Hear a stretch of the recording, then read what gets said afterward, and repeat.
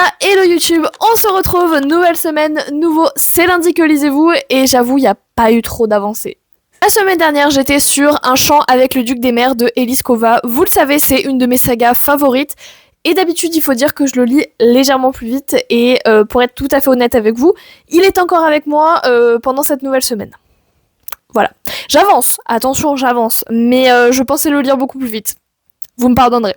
Du coup, je compte quand même le finir cette semaine, et j'aimerais bien lire à la suite de ça Le Clan des Nocturnes, le tome 1 de Jacqueline Frank Jacob chez Milady. C'est une relecture, c'est une bitlit que j'avais adorée à l'époque où je l'ai lu.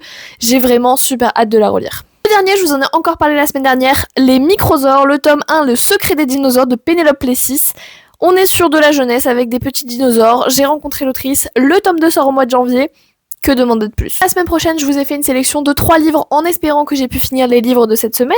Le tome 2 des Hathaway de Lisa Keplas chez J'ai lu. J'avais adoré le tome 1, j'ai trop hâte de lire la suite. Un boss dans mon chalet de Erin Graham. Pareil, j'avais adoré le tome 1 et là on est sur un tome compagnon en fait avec un des personnages de l'histoire. J'ai trop hâte. Et ça se passe à Noël en plus. Et enfin, Fae Legacy de Dick et Grace. On est sur un petit one-shot de romantasy avec des fae.